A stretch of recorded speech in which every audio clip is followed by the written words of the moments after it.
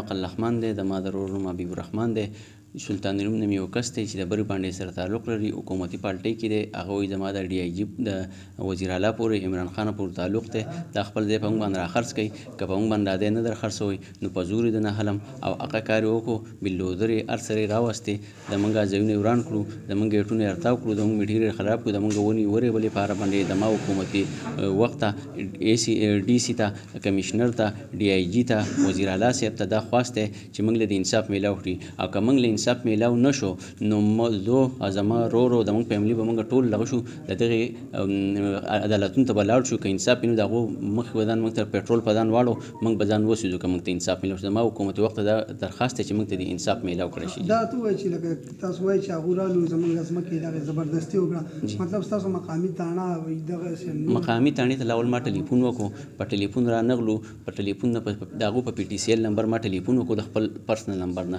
زه پسې بیا لاړم د کانجو تاڼې نه، کانجو تاڼې ته لاړم نو ډېر ساعت ناست وم. د ما سره بیا ایډیشنل اس ایچ او راغی، د هغو موجودګي عزیز موقع له موږ راغلو. نو ما ورته ویل صاحب د کسانو د ټوپکې ریکور کړئ. نو دوی یې 190 په هغو باندې راغلو، په موږ باندې ګټانو حمله وکړه. موږ یې دا ځینې را دغه کړو، بیا د هغو د مخې د پېټرول ارې راوستې وې، شیزونه یې اړولو، ونې د موږ ووالې، د هغو په هم لاس نه رسېدو جي.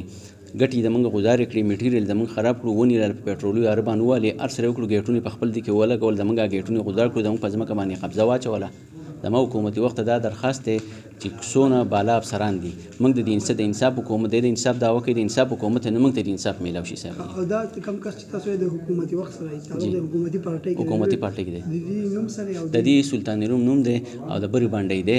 او په ضلع کې د ما په یقین چې ممبر هم دی، نایب صدر دی، که ضلع اسوات کې ممبر هم د ما په یقین چې دغه رسۍ مالو، خو د ما په یقین چې تحریک انصاف د ضلع اسوات نایب صدر دی، که څه شیز دی سر دی. تاسو ایم پی ایس دی او د منګ وزیر اعلی د منګ ایم پی ای محب الله صاحب دی او ام ان ای دی مراد سعید صاحب، او وزیر اعلی هم زموږ د حلقې دی، د موږ د حلقې نه برې حلقې دی، ګاونډي حلقې دی جي.